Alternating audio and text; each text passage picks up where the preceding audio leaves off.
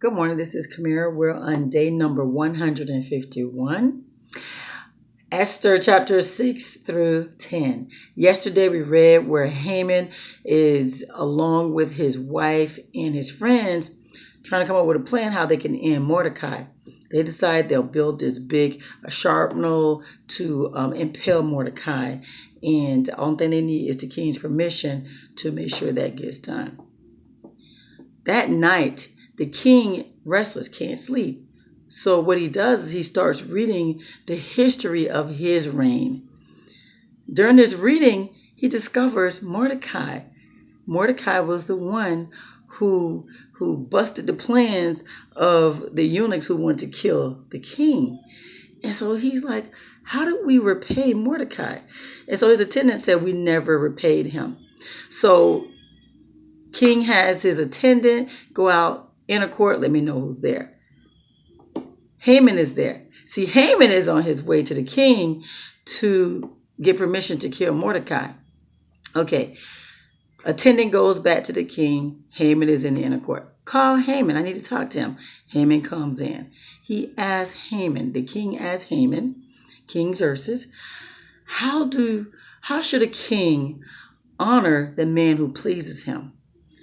Haman, big head, thinking it's him. King is pleased with me, so let me give him this bright idea. Haman says, okay, what the king should do to the man who honors him. You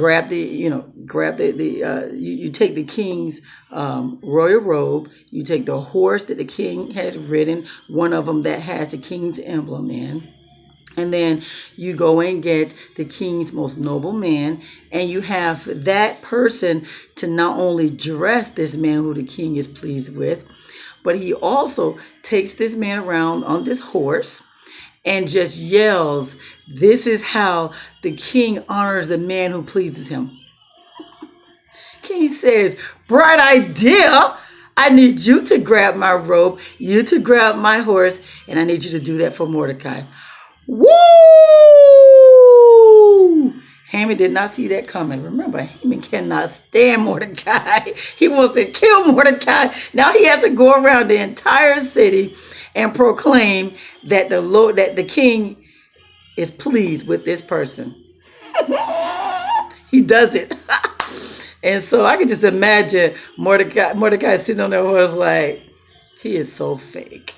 He is so fake. And so how do you receive this from a person who's fake, right? It's a great honor, but how do you see it? Or do you just sit proud and say, my own enemy have to go around and just proclaim that, I'm this special person. How do you deal, right? I know, right? But Haman, though, humiliated, runs back crying to his wife and his friends, right?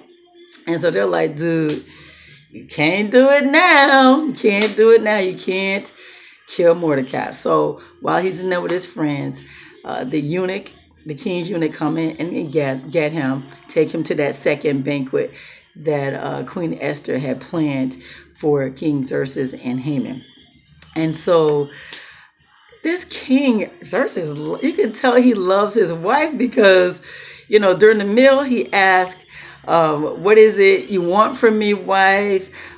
Anything. I'll give you anything, even half my kingdom. I don't know if it's a half or a third, but I think it was a half. And so she says, I need you to save my life. There's this man who's trying to kill me and my people. She said, me and my people. This man's trying to kill me and my people.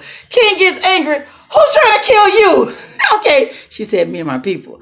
Who's trying to kill you? This man, Haman. Haman did not see that coming. What do you do at that moment? What do you do? Right? King gets up, go get a guard. While he's gone, he's about to go and plead for his life with to Queen Esther. So he throws himself on the couch. But the king thinks, wait, I know you're not trying me even now to try to attack my wife. But that's not what he was doing. He was trying to beg for his life. King didn't see that.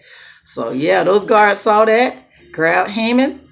A eunuch comes in and say, Haman has built this shrapnel and with the intent to kill Mordecai. Mordecai, the one who saved your life. Yeah. And so the king has Haman impaled on the pole that Haman had planned to kill Mordecai on. And so, yeah, I mean, there's so much into this, right? But Haman, I would not want to be that person. Esther then introduces Mordecai to the king. King gives Mordecai his signet ring, the one he took from Haman. And so, I guess it had to be another day, or maybe the same day. I don't know when it was. They don't really say. Esther goes, plead for her people's life. And so this is when we find that once a king has made a decree, especially with his little signet ring, sealing it, there's no way you can change that decree.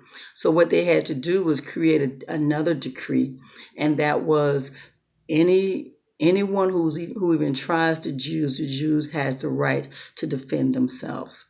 And so they, Mordecai, all of them, they got into that. They delivered all the proclamations to all the nobles in every province. Remember, there was 127 provinces.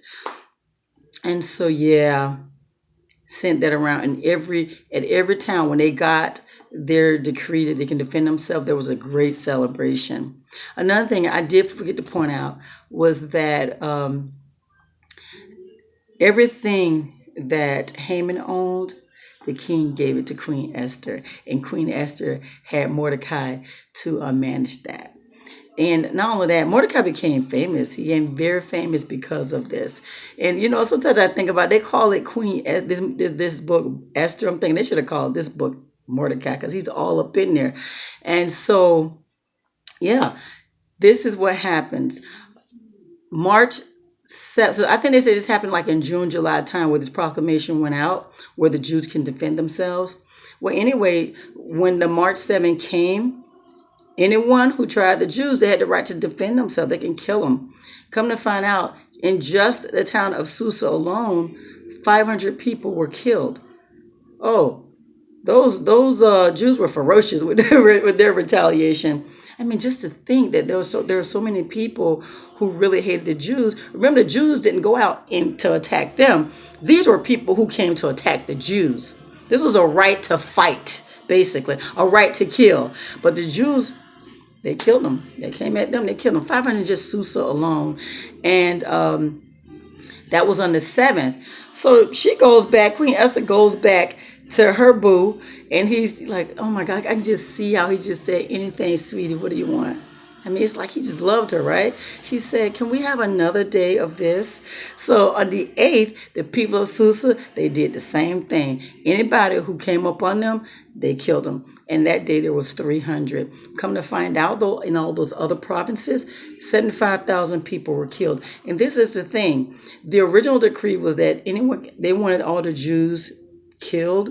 And whoever Jews or whoever you killed, you can take their possessions. But the Jews, they didn't take their possessions. They just defended themselves, and they killed these people, and they did not take their possessions. So 75,000, were killed in that 127 provinces. In Susa, only 500 one day, 300 the next day. And the other, like the rest of the provinces where they killed on that 7th, on the 8th day, they rested. And Susa, on the 9th day, they rested because they had 2 days to kill. So that was crazy, right? And Mordecai, he became an ambassador, very famous. They decided to let that day be a day of celebration called Purim, which means casting lots, which is what Haman did to come up with that day. He cast a lot called Purim. So yeah, that's the day of Purim, where there's a day of celebration, the day that Haman wanted to kill off the Jews, but he did not, and it was changed around. God actually granted them favor where their enemies, were taken care of. Oh, also on that first day of the battle of them killing or defending themselves in Susa, They killed those 10 sons of, they killed Haman's 10 sons. They killed Haman's 10 sons and impaled them. And that's basically it. That's basically it.